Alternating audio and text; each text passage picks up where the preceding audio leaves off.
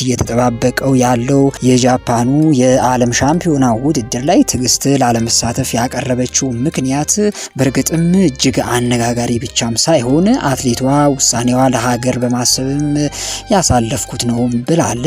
ፌዴሬሽኑ ግን በዚህ በተቃራኒ እንድትሳተፍ አጭተዋታል። ከኦሎምፒክ ቀጥሎ ትልቅ ትኩረት በሚሰጠው በዚህ የታላቁ ውድድር አቅሙና የውድድር መስፈርት አሟልታ ያለ አትሌት ትዕግስት ላለመሳተፍ ለምን ወሰነች? በሌላ በኩል ደግሞ አትሌት ትዕግስት አዲስ እቅዷም ለህዝብ ይፋ አድርጋለች። አስቀድማ ህዝቡንም ውሳኔዋን ሰምቶ ድጋፍ እንዲያደርግላትም ጠይቃለች።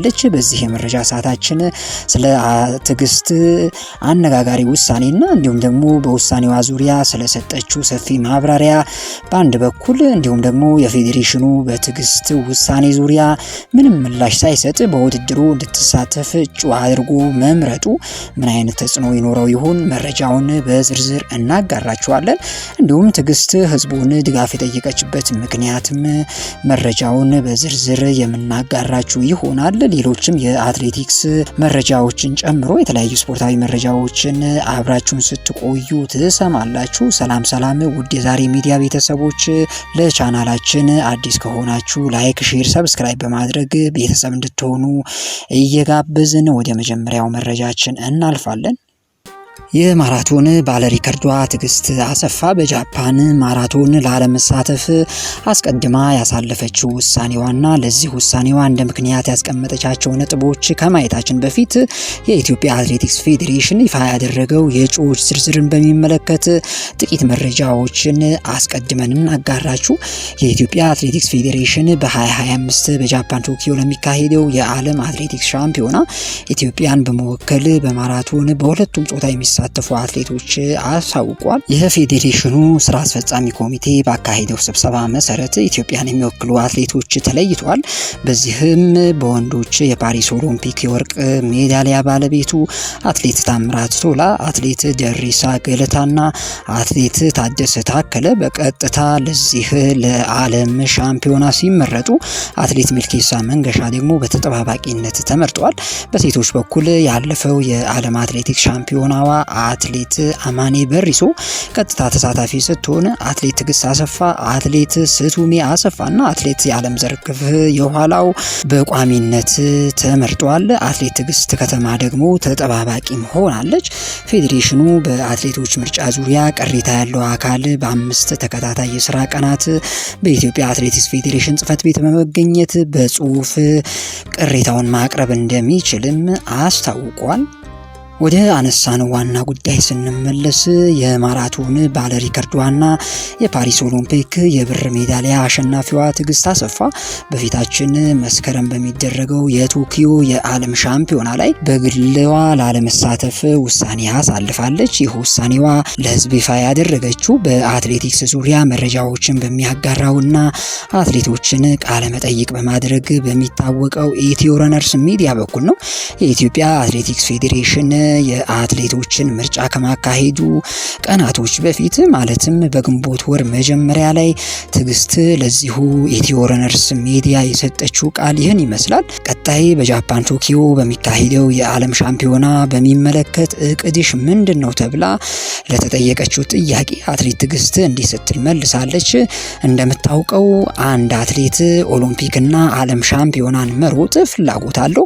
እኔም የተለየው አይደለሁም፣ ፍላጎት አለኝ። በኦሎምፒክ ያጣሁትን ቁጭት በዓለም ሻምፒዮና ብሮጥና ቁጭቴን ብመልስ ደስ ይለኝ ነበረ። ነገር ግን አሁን ላይ ከየትኛውም ጊዜ በተሻለ እጅግ በጣም ጥሩ ጤና ላይና አቋም ላይ ስለምገኝ ይህንን ጥሩ የሆንኩበት ወቅትና ሰዓት ደግሞ ደግሜ የማግኘት እድሌ በጣም ጠባብ ስለሆነ የተወሰደብንን ክብረ ወሰን ለማስመለስ ወይም ለማሻሻል ብሞክርበት የተሻለ ነው የሚል ሙሉ የግል ሀሳብ አለኝ ስትል በቀጣይ የዓለም ሁሉ በጉጉት በሚጠብቀው የዓለም አትሌቲክስ ሻምፒዮና ላይ እንደማትሳተፍ አሳውቃለች። ጋዜጠኛው ሪከርዱን ሌላ ጊዜ ማሻሻል አትችም ብሎ ትዕግስትን ጠይቋት ነበር። ሰዓት የሚመጣባቸው ውድድሮች በርሊንና ቺካጎ ናቸው ብላለች ትዕግስት። አክላም ሁለቱም ከዓለም ሻምፒዮና በኋላ በሳምንትና በ15 ቀናት ውስጥ ይካሄዳሉ። ከዚያ በኋላ ደግሞ አመት ልጠብቅ ነው። ጊዜው ደግሞ ይርቃል። እኔም ሴት ልጅ ነኝ። ነገ ምን እንደሚያጋጥመኝ አይታወቅም። እንደገናም ይህንን አሁን ያለኝን ክብረ ወሰን የማሻሻል አቅምና ጉልበት ይዞ ለሚቀጥለው አመት ድረስ ይዞ ለመቆየት ይከብደኛል። ለዓለም አትሌቲክስ ሻምፒዮና ደግሞ በሀገራችን ለወርቅ የማያንሱ ብርቱና ጠንካራ አትሌቶች አሉን። ሁልጊዜም ራሴን አዳምጣለሁ። አሁን ጥሩ ብቃት ላይ ነኝ። በዚህ ጥሩ በሆንኩበት ወቅትና ሰዓት ክብረ ወሰኑን ወደ ሀገሬ ኢትዮጵያ የማስመለስ ትልቅ ዓላማ አለኝ። ጊዜና ሰዓቱም አሁን ስለሆነ ዓለም ዋንጫ ቢያልፈኝ እወዳለሁ ስትል በይፋ ፍላጎቷን አሳውቃለች። ለዚሁ ሚዲያ በሰጠችው ቃል ነገር ግን አለች ትዕግስት፣ ይህ በእኔ ውሳኔ ብቻ የሚሆን አይደለም። አንደኛ ፈጣሪ ሲፈቅድ ነውና እጸልያለሁ። ሁለተኛ የኢትዮጵያ ሕዝብ ከፈቀደልኝ ነው። መፍቀድን ብቻም ሳይሆን በጸሎት ካገዘኝ ነው። ሶስተኛ ጉዳዩ በቀጥታ የሚመለከተው የኢትዮጵያ አትሌቲክስ ፌዴሬሽን ስራ አስፈጻሚ በሙሉ ሲፈቅድልኝ ነው። አራተኛ ክለቤ የኦሮሚያ ፖሊስ ከፈቀደ ነው። እነዚህ አካላት ካልፈቀዱልኝ የሪከርድ ህልሜ ያበቃል ስትል አስቀድማ ለዚህ ሚዲያ ቃሏን ሰጥታለች ትዕግስት።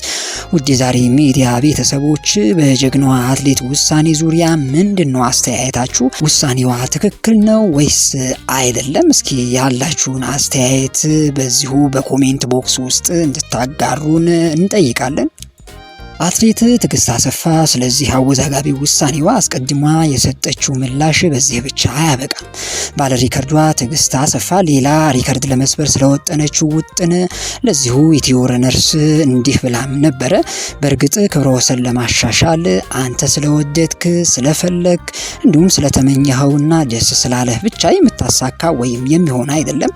ከባድ ኃላፊነትና ቁርጠኝነትን መውሰድ ይጠይቃል። ማራቶን ውድድሩም ሳይሆን ልምምዱ በጣም ይከብዳል። ለክብረ ወሰን ሲሆን ደግሞ የልምምዱ ክብደቱን ለመገመት ማንም አይቸግረውም። ይህንን ነገር ስሞክር በራሴ ላይ ኃላፊነትና ቁርጠኝነት ወስጄ ነው። ኬንያዊቷ ሩት ክብረ ወሰን ስታሻሽል 3 ጊዜ ቺካጎ ላይ ሞክራ ነው የተሳካላት። እኔም ነገ ሊሳካም ይችላል ላይሳካም ይችላል። ትልቁ ነገር እችላለሁ ብሎ ፍላጎት ኖሮ የማይነካ የሚመስለውን ለመሞከር በቁርጠኝነት መነሳቱ ነው ብላለች ትዕግስት። ፈጣሪ ጤና ይስጠኝ እንጂ የቻልኩትን ብቻም ሳይሆን የማልችለውንም ሁሉ ሜዳው ላይ እሞክራለሁ። እስኪደክመኝም ሳይሆን እስከሞትም ሪከርዱን ወደ ሀገሬ ለመመለስ እጥራለሁም ብላለች። ከዚሁ ከኢትዮ ረነርስ ጋር ባደረገችው ቆይታ ትዕግስት አክላም ከሞትኩም እንግዲህ እዚያው በርሊን ላይ ቅበሩኝም ብላለች። ሪከርዱን ወደ ሀገሬ ኢትዮጵያ ሳላመጣ የምተኛበት የምቆምበትም ደቂቃ አይኖርም ስትል እጅግ አወዛጋቢና አነጋጋሪ ውሳኔዋን አስቀድማ ይፋ አድርጋለች።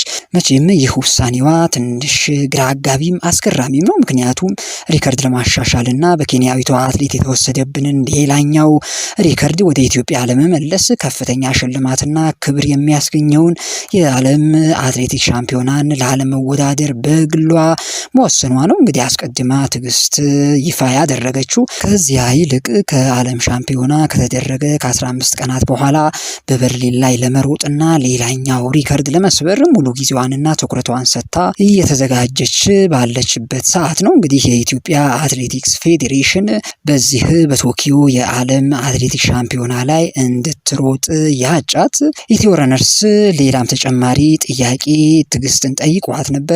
አንቺ የሪከርድ ባለቤት ነሽ፣ የበርሊን ማራቶን ደግሞ የመግቢያ ክፍያውም ሆነ ሽልማቱ ዝቅተኛ ነው፣ ለምን በርሊንን መረጥሽው? ተብላ ይኸው ሚዲያ የጠየቃት ጥያቄን ትዕግስት እንዲህ በማለት ስለ ውሳኔዋ መልሳለች። አሁን ላይ ጥያቄው የገንዘብ ጉዳይ አይደለም። ጥያቄው የታሪክና የክብር ጉዳይ ነው። ገንዘብ ባስቀድምማ ከበርሊን ማራቶን ይልቅ የዓለም ሻምፒዮናው ይሻለኝ ነበር። አሁን ላይ በርሊንን የመረጥኩበት ምክንያት ጊዜው ስለሆነ ጊዜውም ጥሩ ላይ ስለሆንኩና እኔም በአካልም እንዲሁም ደግሞ በብቃትም ደረጃ ከፍተኛ ደረጃ ላይ ስላለሁ ነው ስትል ትዕግስት ተናግራ ነበረ።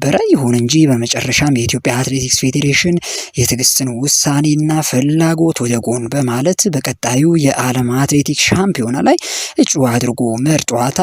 ይሁንና ከላይ እንደጠቀስነው የኢትዮጵያ አትሌቲክስ ፌዴሬሽን ቅሬታ ያላቸው አትሌቶች ቅሬታ በ5 ቀን መጥተው እንዲያቀርቡ ይፋ አድርጓል። ውድ የዛሬ ሚዲያ ቤተሰቦች እኛም በዚህ መረጃ ላይ አዲስ መረጃ ከወጣ የምናጋራችሁ ይሆናል። ለአሁኑ ግን እነዚህን መረጃዎች ነበር የያዝንላችሁ። መልካም ጊዜ ይሆንላችሁ። ቻው ቻው።